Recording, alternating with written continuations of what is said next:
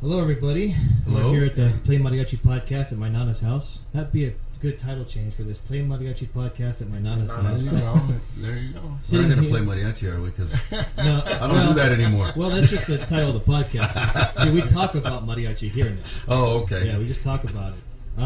Thank you guys for taking the time out of your day. I really appreciate it. I'm actually sweating a little bit because I'm sitting across the table with some legendary figures in the Tucson mariachi scene and some mentors and great people. So we have Mr. Fernando Sanchez. Thank you so much for being Jason. here. Thank you. And Bobby Gastellum, been a friend of mine for a long time. And always a good mentor. And of course, Mr. Steve Carrillo. Thank you so much for being here. Thank you for having me. I mean, thanks for taking the time. I know you guys have been having a long week. You've been teaching. Yeah. You did the golf tournament and playing and gigs, and it's hot as hell in Tucson. So I'm used to it. In Phoenix, it's a little bit hotter, but it's humid down here right now because there's been rain and stuff like that. So I wanted to just kind of talk about the old days. You know, we're all Changos, all Chango alumni, but you guys are part of the ground floor of when Changos was first established back in the 60s and 70s, and of course going on to found Mariachi Cobre. And very curious, you know, how was youth mariachi culture back in those days? I mean, it's way different than it is now.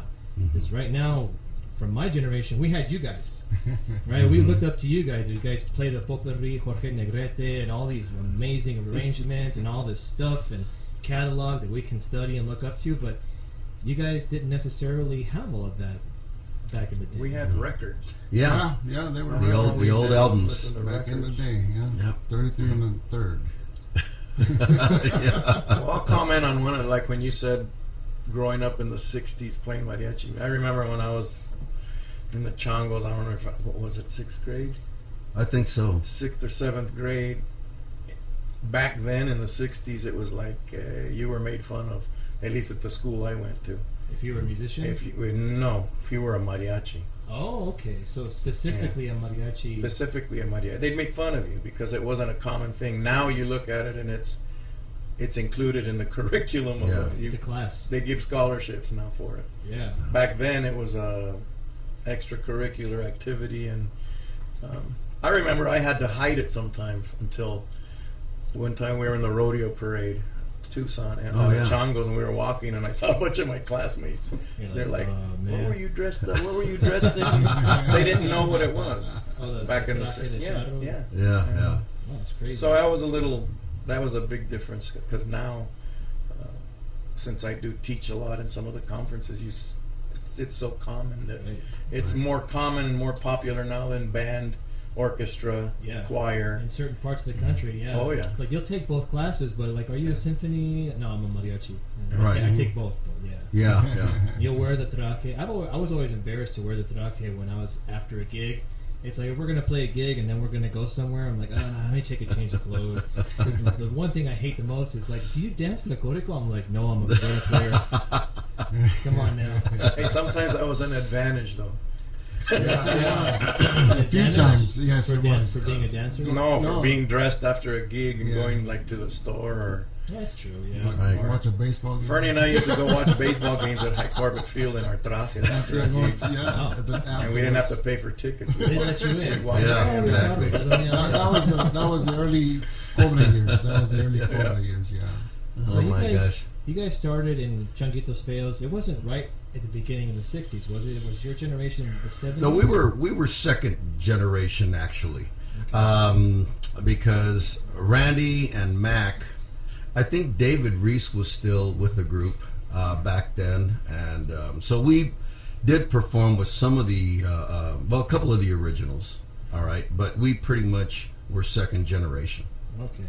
It's a very interesting discography you guys have. I've heard a lot of those LPs and a lot of the recordings and stuff like that. And you notice a little bit of an evolution. Mm-hmm. You know, or am I just kind of picking that up? It's like it went from this playing covers of songs to now starting to write arrangements and take your own spin on things. It's evolved. It's try to step it up a notch. Everybody's trying to learn now theory, which back then, when we learned, it was just by ear off the record. Right. But now, traditional folk. yeah. Back then, also we had a musical director, Art Pepin, and he was very instrumental in all of that too. He had a background. He'd make the arrangements, but most of the time we were learning the songs by ear. Well, many of us were in the band too, in our high school band. You know, the clarinet and the saxophone is a lot different than the guitar is, but you know, we actually learned to read music by doing that. You know. So was that kind of like a requirement even still back in the day? I remember when I was growing up as an armonia player here in Tucson, like you had to know the chords. You had to know how to build chords, or otherwise it's like, okay, you're not really taking it that seriously. Frank Grijalva, you know, he would teach. It's like he would write the part writing out and the classes and the pop chord symbols, and I'm like, thank God I know this stuff, because everyone around me is looking at like, I don't know what to do. It's like feels very, very a lot of pressure, right? So you have the cultural pressure, you have the musicianship, the performance. How does it go in the 70s when you moved away from, you're an alumni of the Changos, to then starting, you know, a big group, you know, having that, you know, did you guys envision it was going to be a premier mariachi when you guys started it back in the day for Mariachi Cobre? It's a question for Steve. yeah. I was going to say, don't look at me. Not really. I mean, I remember when I was in the we all joined when in the 60s? I was 69. 69. I was the end of 67, beginning of 68. In the Changos. When I joined, everything I learned was by ear. When these two guys came in, well, Bob played saxophone, Fernie played trumpet in marching band or stage band or orchestra. So when these other guys came in that came out of high school or school music programs, they all knew how to read. I didn't. And I did a lot of things by ear. Thank God my ear was pretty good. Yeah, pretty good. But I learned as I went on. And actually, because I saw these guys come in, you know, George, everybody that came in that was prepared the right way musically, and that inspired me to continue. It's like, I'm not going to be the one left behind. Yeah, no, I didn't want to. But when I at that age, I mean, I was 6th, 7th grade. That was pretty impressive to me that our musical director could put a sheet of music in front and here these guys are playing, and I'm kind of like, you know, I still remember that. Wow. I remember that feeling because I was a late bloomer in mariachi music. I kind of just popped out of nowhere, you know, here in Tucson. And that was the first thing that I noticed, is that some of my peers that were my age all read music and all had the chords down and all went to your guys' classes, all had that standard, and I had to catch up. Bob and Fernie came out of music programs. Yeah. I mean, they played in marching band or orchestra or something. And so, I didn't, so I was like... But you have the phonetics, right? That's something they teach at any college level music program, is they'll give you ear training. They'll just play on piano and you have to go, yep, I know that chord, yep, I know that, and write it all out. Next level type of stuff, right? But I think it's interesting, most mariachi musicians have that innate ability because that's how we are raised. You know, that's how we grow up, and we start playing the music that way first, and then we start to incorporate the class. It's hard for some people to go the opposite way. I've seen classically trained people, they cannot take something out phonetically, and they can't take out all the notes and all the articulation without the music. Right. It's very interesting. Yeah. So you're going through. So, Bob, you graduated. You didn't continue. Did you continue playing mariachi music? I continued playing. I had a little group in Flagstaff when I went to NAU. I had took it with you. Yeah. I got started over there. Actually, it was after church one time. I saw somebody that I recognized, or that recognized me. He says, "Weren't you in the Changuitos Feos?" I mean, there's a guy my age up there in Flagstaff, right? And he says, "Hey, man, are you still playing?" And I said, "Well, no, not really. I'd like to start playing with a group." And that's exactly what I did. He said, well, go talk to these guys. They play at the 8 o'clock mass at Our Lady of Guadalupe Church, right? So I said, okay, well, that's an issue. 8 o'clock mass is a little bit early for a college student, you know. So anyway, I went after the theory classes at university at 8 o'clock. Yeah. So anyway, that's how I continued going over there in Flagstaff. basically, we looked. We didn't have. We just had horns. We didn't have any violins. We had the guitarrón and we had the vihuela, and a few guitars. These old guys, man, they knew every song in the book. So I learned a lot from these guys, you know.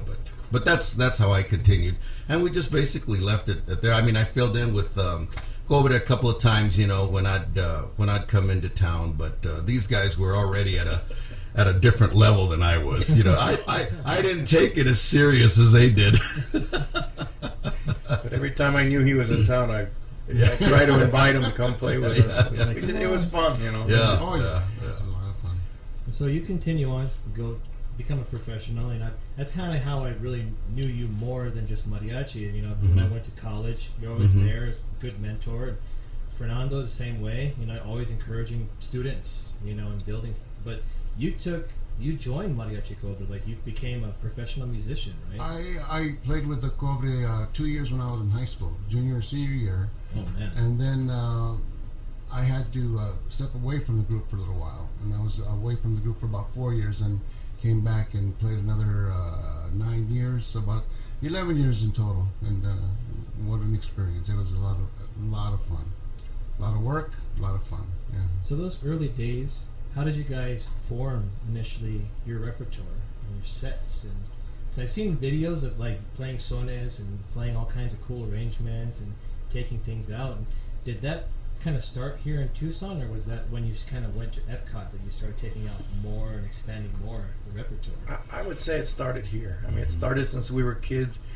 The way we would pick songs back then is, you like this song? Yeah, let's do it. You want to sing this one? Yeah, Let's do it. You know what? I want to sing this one. And so everybody just kind of, we had no set system back then. Just kind of taking it out. Yeah. That's interesting. That's how we did. But I think I'm speaking for them too. When I grew up, my parents, all we listened to was traditional mariachi music. Right? So when we grew up wanting to learn songs, that's what we wanted to learn, the old songs of Charro Avitia, Antonio Aguilar. Then you have the requinto stuff. You have to take out the boleros, right? Oh, yeah. Oh, absolutely. That's how you're going to get the girls. Right? That's why I switched to guitar. It was so much better to play the bolero on guitar. And you know, with me, the culture itself, as far as the music culture, my grandmother, my maternal grandmother, we used to go to the movies at the Cine Plaza every Sunday. Yep. That was a big deal. We'd go to the movies. So obviously we would see Miguel Aceves Mejia, and we'd see Jose Alfredo Jimenez, and you know, all the golden age. Yeah, exactly. Golden era. Lucha Villa, you know, Luis Aguilar, you know, Antonio Aguilar.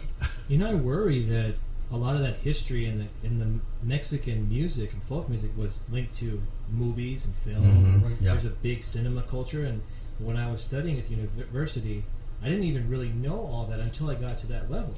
And that's one thing that I guess one of the sub things of the podcast is like, we want to make sure we encourage that. Don't forget this wonderful, vast array of music. That's interesting that you bring that up. Well, for about a year or two, when we were doing a few conferences around the country, I think you joined us.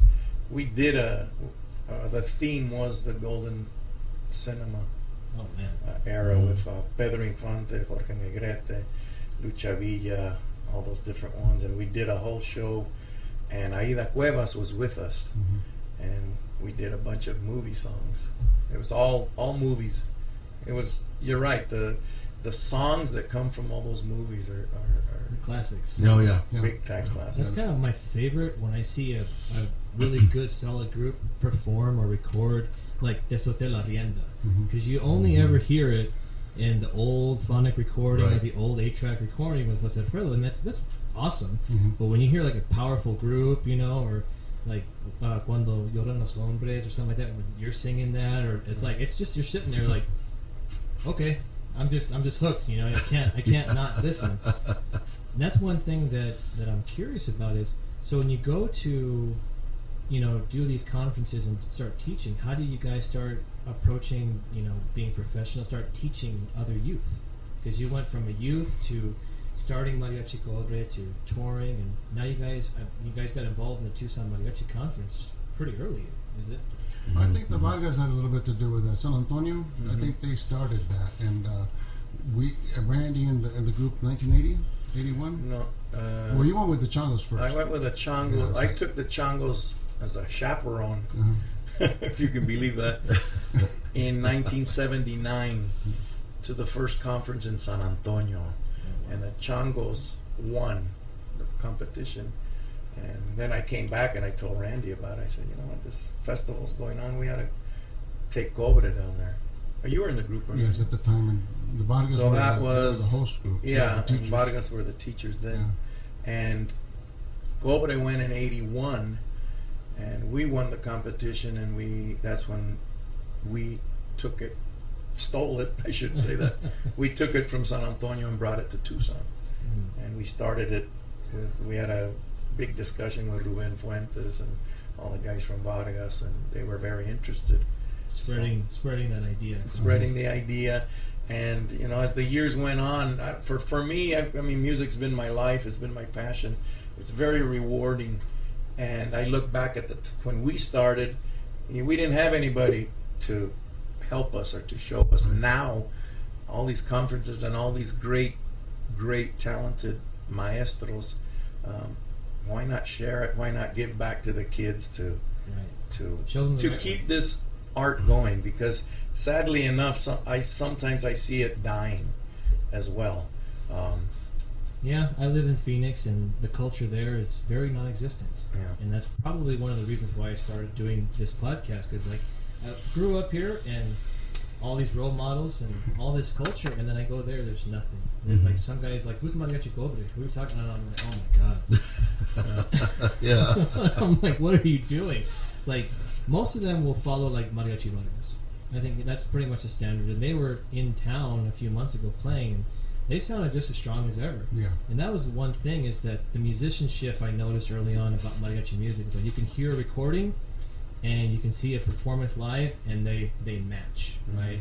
You'll hear a recording of what you guys play on your CDs, and that's what messed me up as a young musician. I heard you guys perform that Jorge Negrete Potpourri live one year, and I didn't really quite understand just how much power was in that arrangement when you have that chord progression all the way up and you're singing, and that whole thing messed me up, and I heard it. I'm sorry. And I was like, this is what I want to do forever.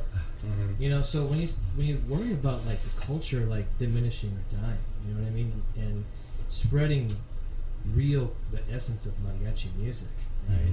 It's like, how do you, like, is it a college level thing? Is it a word of mouth thing? I know a lot of people have written books about it, and how do you guys preserve? Because, you know, Bob, I mean, when like the golf tournament, I mean, you're promoting the culture just by giving us a space to be there, to perform and to talk and see everything, and you know, you guys are all approaching it in your own way. Right. Well, I mean, our foundation is about that. It's about education, and it's about helping kids that want to do something further in their life. You know, they want to succeed, whether it be in music or whatever endeavor they choose to go with. So we're just there to provide the monies. These guys are the ones that provide, and you guys are the ones that provide the music. We just, like you say, we just have a place for you guys to get together. I had no idea Steve was going to be here, by the way. I mean, I was completely floored. Yeah, I was. Because we were just with them in Florida. I was standing in the back of the room, and Beto introduced, and Steve Carrillo, and then he didn't show up right at first. Psych. I was like, oh, that's funny. It's because I couldn't climb the stairs fast enough. That's why I was late. But yeah, that was a great surprise, and the set that was performed on Friday night, and then the jamming on Saturday. I mean, that brought it all back. Yeah. I mean, I think everybody. What was neat about that is that you get all the different guys from different groups together, and just to have a good time. Yeah. And you share your talents, and you share your experiences and your passions. And that's a lot of fun. Right. I had a blast. And they're all the same at a similar level. It's like, it was very comfortable. Right? Really comfortable playing with people. It's like, you don't ever worry. It's like, oh, is this playing next to me. It's like everyone's the same. That's because I didn't pick up the guitar. That's why. You did sing though. You did sing. That sounded really great. Barely. I couldn't let the night go without singing with him because Bob and I used to sing duets in the Changos back in the '60s. Yeah. So I was like, I gotta sing at least one duet with him. So that's an interesting thing about standard. Like, what are your guys', I guess, opinion or objective take on standard musicianship, performance, being a professional? You know, that's a real big thing. You know, going into teaching youth and giving them that, hey, here's about where you need to be at least, right? Discipline is a big thing. I mean, discipline is probably where it's at, the way I see it. You know, you got to practice, and you always got to better yourself. You can't stay stagnant. You always got to keep moving and trying to better yourself. Yeah. I mean, I've been singing all my life, and I'm still learning. I'm still trying to. The hardest thing to do now is to maintain the voice when you're in your 60s. You know, when I started, I was 9, 10 years old singing. I realized, wow, I like singing, and the discipline, the time you got to put into it. But over all the years now, I'm glad I did it, and it's been very rewarding for me. But I think the biggest thing I try to instill when I'm in my classes is that they need to study, to practice, to better themselves. Right. Because that was instilled in us when we were in the Changos by Father Rourke. So he had that initial and Art discipline. I think that's where all this discipline started. Mm-hmm. To be honest with you, was with Father Rourke. I know it spread into Mariachi Cobre, musically, his musical discipline. Yeah. It goes hand in hand with being professional. I see so many people that they started in mariachi music and they're superintendents, they're politicians, they're business owners. What is it about the music that just promotes that kind of, I think the discipline is one, being in the purview of people gets you in with networks and stuff like that. It's like, how do you negotiate those things as you're a young person? I see a lot of young people that struggle with that. Yeah. You know?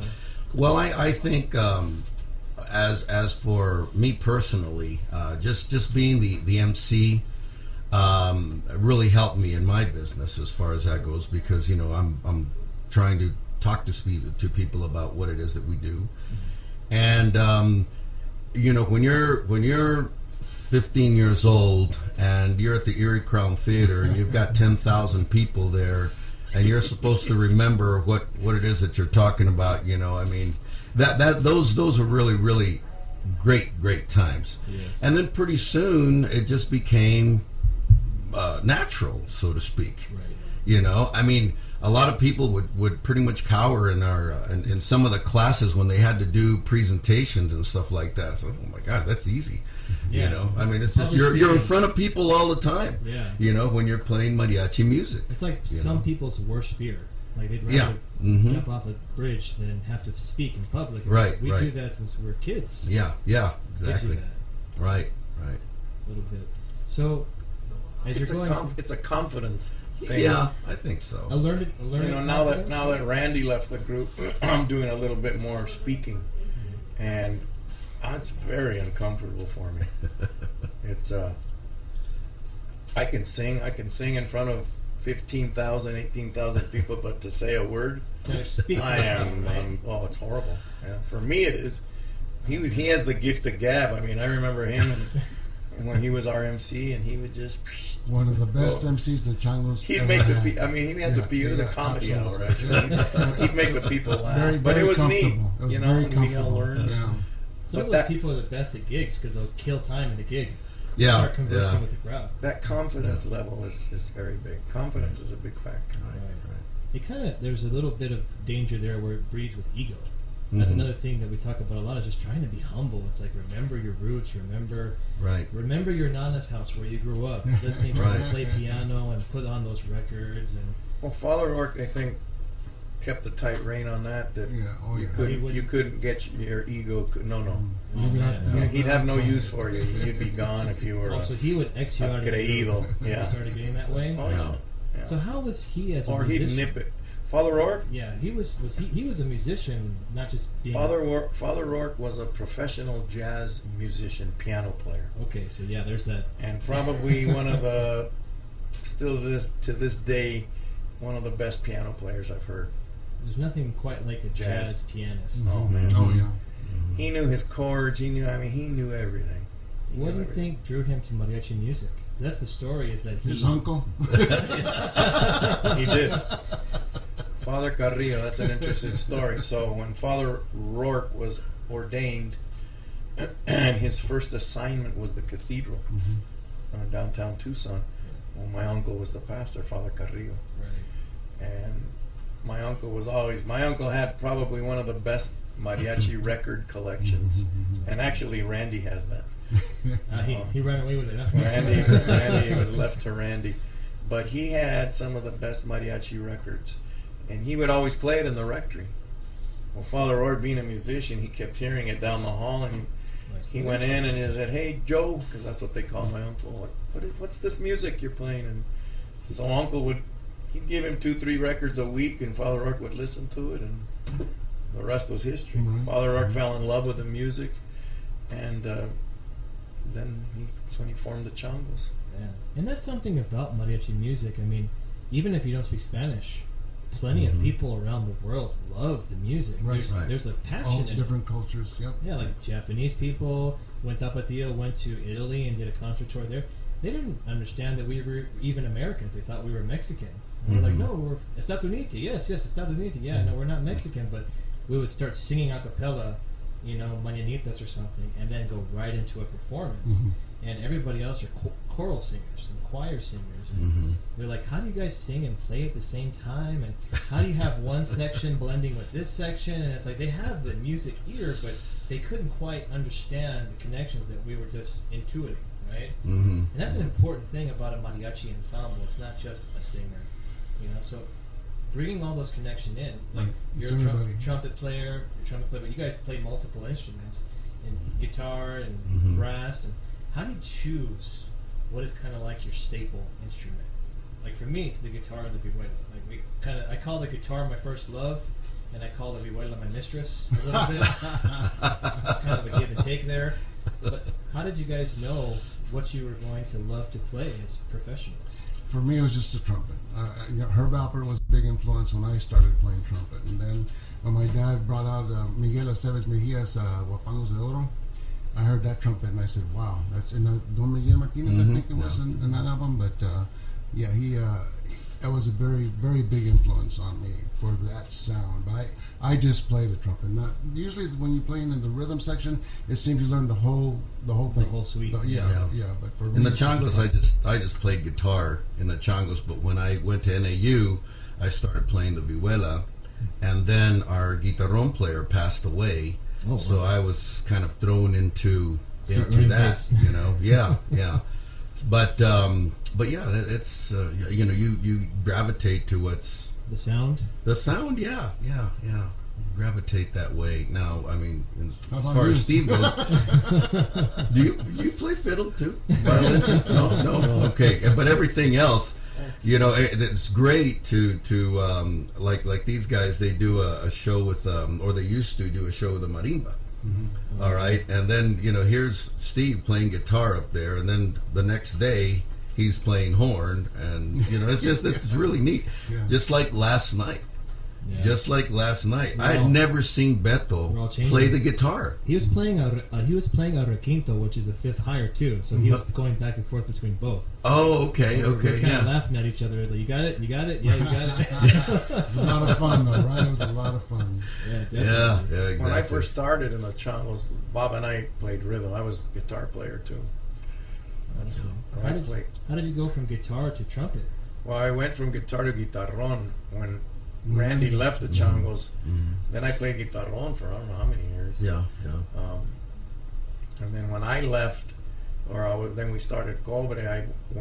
I first started on vihuela. I kept hovering back like your mistress. I kept hovering back between guitar and vihuela. Right.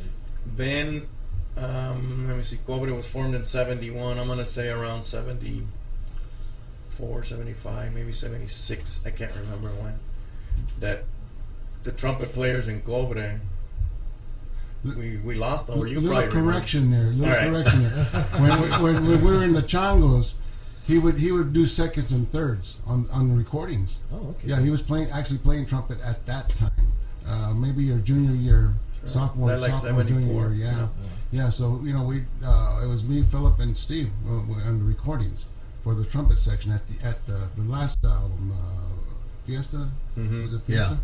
Yeah. And so then when, as you said, the trumpet players left the Cobre at the time, he stepped in, and then I played with him a couple of years, and the rest is history for as far as his trumpet playing. Yeah. Wow. So there's a level of, I don't know if mastery is the right word. I know a lot of like concert level musicians, like university level folks, they'll call a mastery like 10,000 hours of practice and playing. But how do you get to, like, I had this conversation with Bethel. It's like violinists have first chair, trumpet players have first chair. You know what more or less the subjective objective standard is, but like for mariachi music, where is that line more or less? Is it number of errors you make in an arrangement, your ability to set with it's such a large. You mean gambit. first chair, second chair, third chair? Yeah, for like a vihuela player, like how do you know which one is just that much, that one, and then all the other guys trying to take his spot, right? Your spot. My personal opinion, chemistry. Chemistry. Yeah. It seems to be what we found in the Cobre. There was a really good chemistry in there. Like how you can blend with all your sections. Yes. That's the key, is to be an ensemble. Not, you can be a group of 11 people, but you can be 11 soloists, Oh yeah. or you could be an ensemble of 11 people that work together. In my personal opinion, first violin, second violin, third violin there's no hierarchy, because it's, to me, if you're play a good third violin, you're just as valuable as a first violin. So there's no distinguish, or what's the word I'm trying to find? There's no one's better than the other, Right. in my opinion, at least in my experience. Because being in mariachi music, being a good tercero or a segundero, that's a lot of work. Yeah. We usually encourage our kids that we teach. So I'm helping teach in Phoenix. We always tell them, learn all parts. You have to learn all parts, get familiar with all parts. And that's where the discipline and the practice comes in, because you need to learn the theory.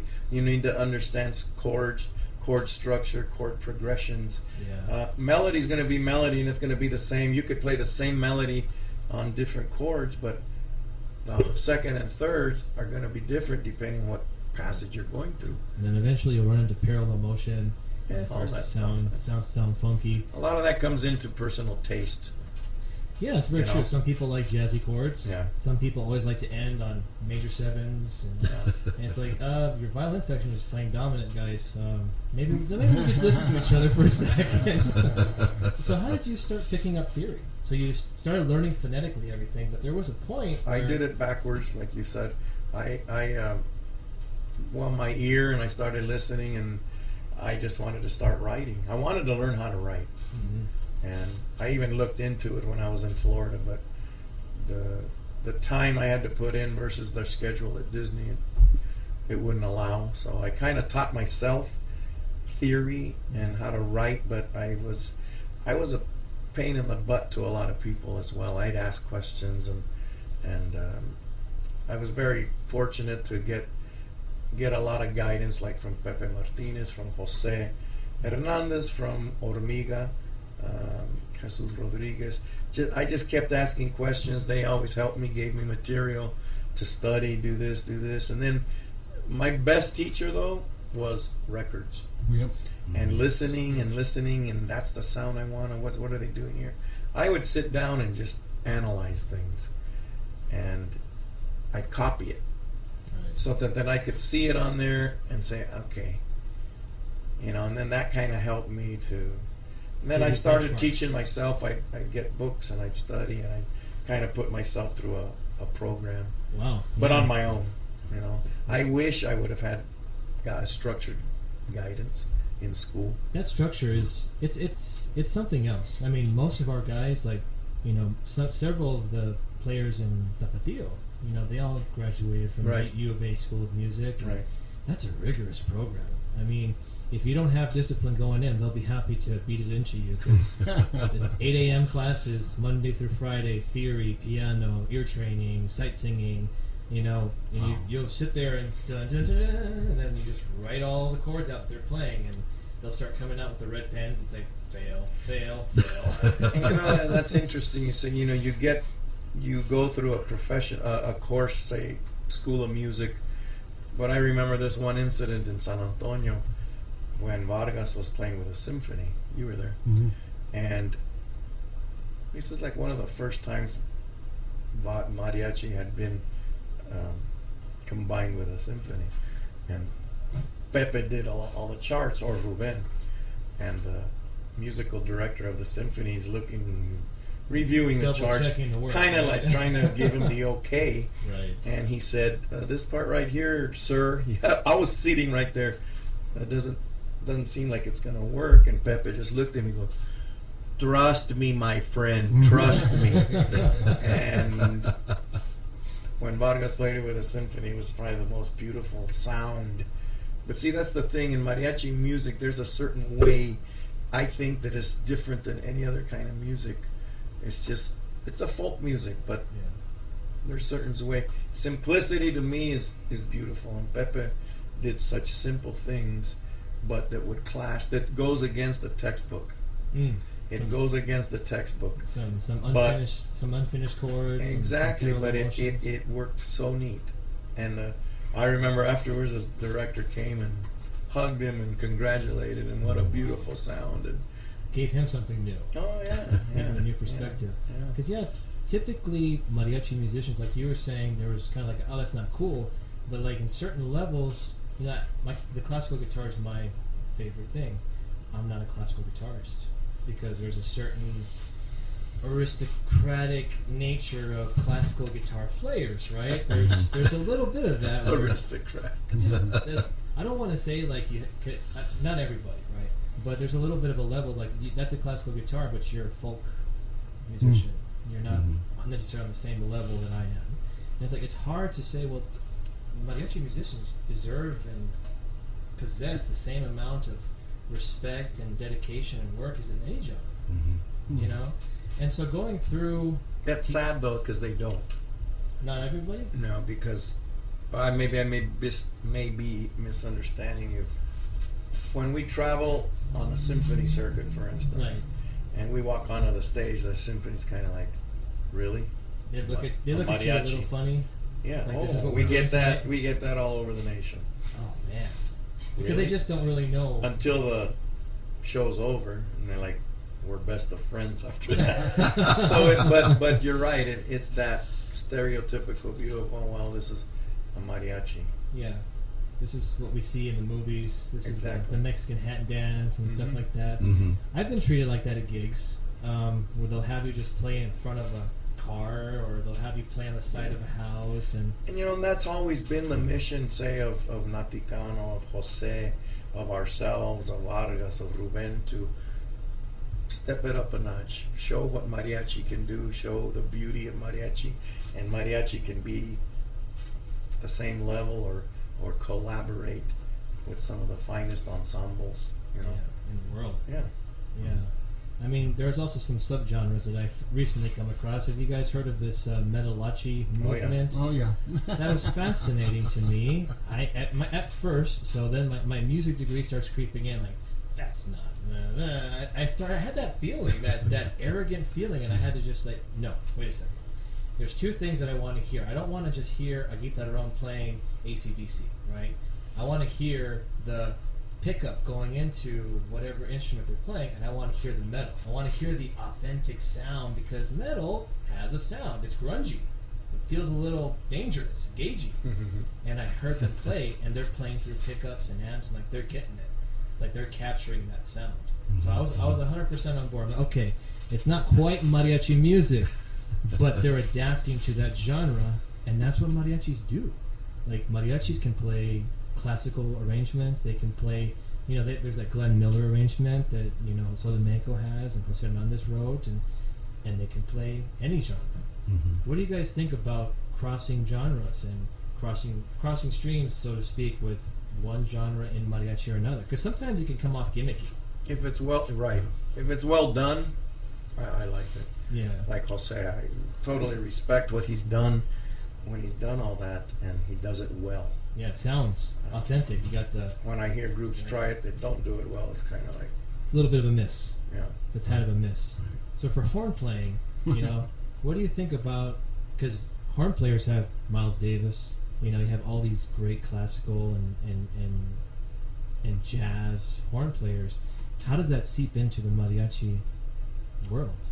It has its place. I mean, you don't want to... The whole section... I mean, in my opinion, when you're playing mariachi music, the standards should be standards. If you're doing certain things like with a bolero, a little jazzy here and there, I don't mind that. I find myself doing that a little bit. But what a standard ranchera and or standard polka, I don't think it has its place in there. Me personally. Okay. And as a former musician, now I'm in the audience. So you get another perspective. Yes, right? I get another perspective because you know what you want to hear. Just like you know what you want to hear, what you're used to. That's why I enjoy sitting out there. These guys think I'm crazy that I'll go to all their sets. I mean, they really don't do that right now with the Coco thing going on. But I was very disappointed that that I wasn't able to hear Mariachi Cobre 5, 6, 7 sets, with just sones and rancheras. But you get it. I mean, from the audience, when you hear a good mariachi, I mean, it's great that they're staying with the basics. And I'm more traditional when it comes to that kind of thing. You like to hear that sound, that core sound. Yes, the strong voices. A lot of bottom. I like that. That's the beauty about some of these big mariachi concerts, that when you have 2-3 groups, like if you have Jose, he's going to cross over. If you have us, we're going to stay traditional. So I mean, that's a treat for all the audience, because you're getting these quality groups that are playing all kinds of different stuff in one show. Yeah, instead of us going up and trying to cross the line, and Barragas going up trying to cross. I mean, if you guys have all the same groups trying to do the same thing, try to do a Glenn Miller or a Tommy Dorsey. Yeah. Then it gets gimmicky. Yeah. A little bit. Yeah. So you guys have all, at some point in your life, managed a group. And I don't want to keep you here for too long. Again, I really appreciate you guys coming on the podcast and talking about some history. Mm-hmm. This has been awesome. But how do you guys approach managing groups? I mean, you have a group, that you run. You had a group when you were doing your thing, and of course you have Mariachi Cobre. It's kind of a you're talking to a rookie. A tall task. Yeah. How do you guys each look at keeping a group solidified and keeping it together, and in a direction that you see as beneficial for that group and for the genre that you're doing, right? Because you don't want to lose it. I try to set groups up. I try to manage guys. It falls apart every time. The thing is, you deal with a lot of personalities, and I think the best thing from a leader's point of view is transparency. You just got to be honest and set it on the table and say, hey, "This is it." Here's where the buck stops. Yes. Here's what I expect. And then you have to give yourself back, right? Exactly. That's the thing. That's the thing. You have to put yourself on that totem pole and say, I'm going to offer myself 100% to you guys. All I ask is you do the same, right? Right. How do you handle when that's not reciprocated? That's challenging. Well, as far as I look at it as like team building. All right, it's the same thing with a mariachi. I mean, if all of you are on the same page, then it's going to work out good.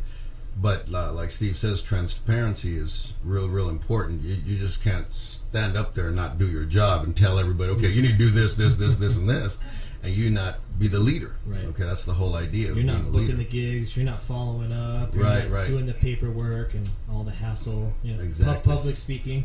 Yeah. And all that fun stuff. Right.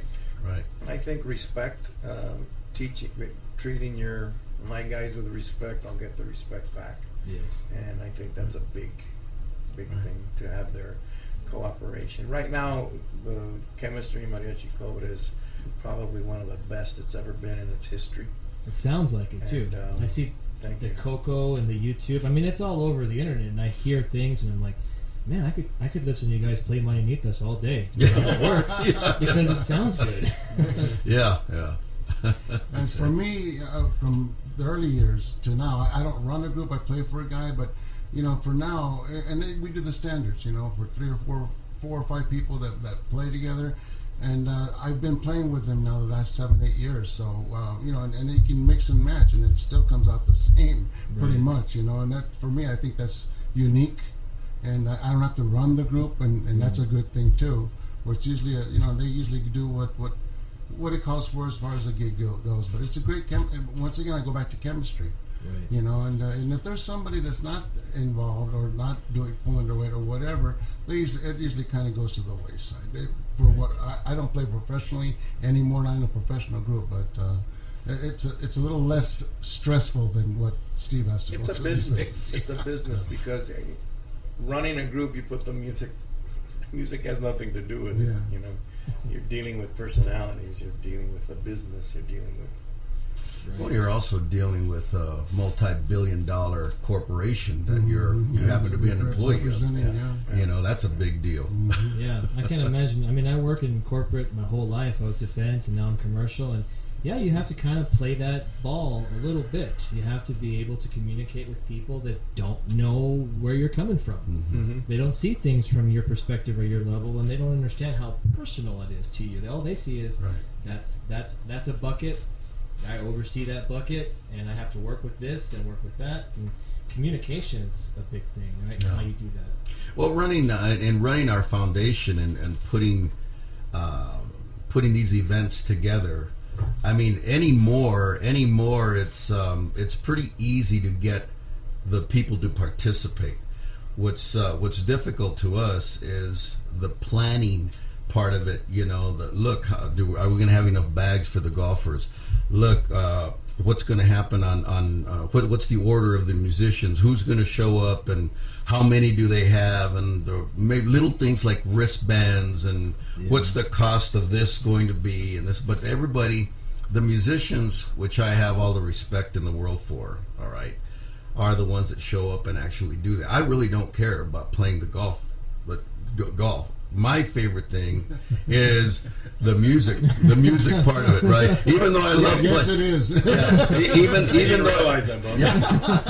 Even though I love playing golf, I mean, come on. I mean, we have 3-4 live bands on the first night, and then we have mariachis at lunch, and then we have mariachis around the pool, and great musicians around the pool, which you were well aware of last night. I didn't anticipate picking up a vihuela. All of a sudden, I had one in my hand. I was like, okay, that's great. Let's do this. Awesome.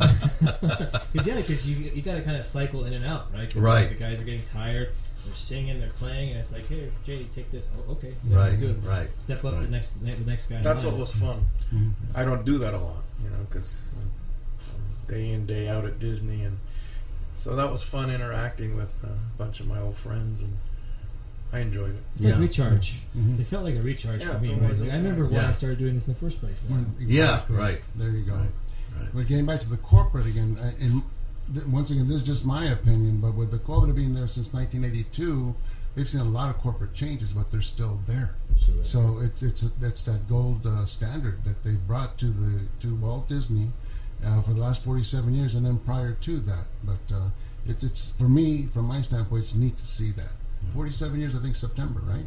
This September will be 47 years. We're at 48. 48 years now? Wow, that's crazy. January is going to be 49, and then the next year's our 50th. Wow, so it's quite a legacy. It is, in my opinion, yeah. 48 and 38 years this September will be at Disney. That's incredible. Wow. I hope it's there forever. At least till I retire. at least get you through that one, right? No, So I don't want to take much more of your guys' time. What I usually do at the end of all podcasts is like, if you have anything you want to say to our viewers and folks who watch this, I'm not Joe Rogan of podcasts or anything like that. I don't get a million hits on everything, but it is out there, and people, when they're driving to chambas, when they're driving to gigs, they always like the conversation, and maybe there's someone out there listening right now, and it's like, okay, take it from the guys that have been there. What would you say as a last word for our viewers? Musicianship, performance, just being a good student, and being a good compadre and compañero with your friends and your bandmates and all that kind of stuff. Right. But what would you guys say?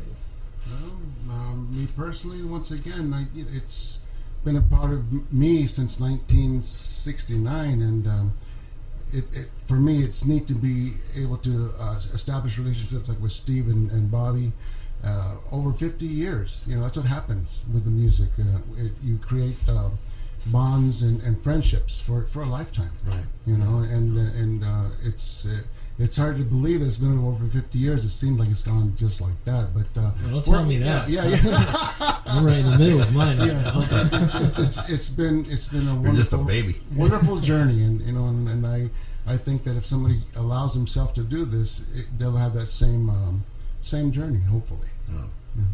The developing of the personal relationships is a big deal. It really is. Just like you hit it right on the head. 50 years of friendships. I mean, they say that you can on your deathbed, you can count maybe 5 people that are going to be there with you. I think if I was on my deathbed, I think these 2 guys would be there. I know I'd be at theirs. I hope it doesn't happen anytime soon, but that's exactly. All 3 of us together. Yeah. And the support, once again, in the mariachi community, it's just absolutely amazing, the support that we have received to do the foundation, and everybody just comes over and has a great time. And yes, the kids benefit from that, but we benefit from that too. Right. As individuals. Next one is in Vegas. Next one is in Vegas, baby. Oh, Vegas is trouble for me. Yeah, the host hotel will be the Tropicana. And if people have ever been to our event, they know that the Friday night event is always fun. Well, we're going to knock people's socks off over there, I guarantee you. I mean, being in Vegas, I've walked down the strip with MGM Grand champagne bottles, just drinking champagne out of the bottle on the strip, and it's perfectly fine. No one says anything. Yeah. The girls go into the mall, they try on their shoes or whatever, and we're just sitting there with a champagne bottle. Right. No one well, says anything. now that we live in Vegas, it's a lot more than the strip. All right. Very true. The strip is just a little tiny strip. There's a whole city. Right. There's a whole city there and a whole community there that we're becoming a part of. And my son teaches mariachi music, and his wife Samantha. Right. They both teach in the Clark County School District. They teach former mariachi. Chango mate of mine. Yes. Not my son. Yeah, no. Samantha. Yeah, Samantha. Hey, Samantha. Steve, any last words for our viewers here? First of all, I just want to thank you for inviting myself and Fernie and Bob, and it's always fun to talk about the history and things like that, but it's a lot of fun, and like I said, I think the biggest thing is very rewarding. All this hard work is very rewarding, and I want everybody to not forget the discipline and the practice you got to put into it in order for it to be really rewarding. It's worth it, believe me. I'm living proof of it. Because I think I enjoy right now more than I have in a lot of years what I'm doing.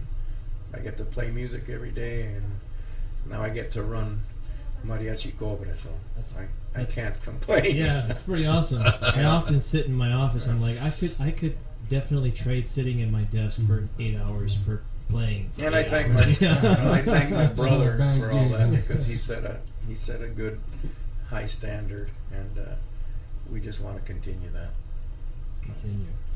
Guys, thank you so much for being on the podcast. Thank you for having us. I'm very humbled and honored to be sitting across the table from you guys. I never thought I'd be talking to Steve Carrillo and you guys, and it's been really great. Well, thank you. Thank you for having us. Thank you so much. Thank you.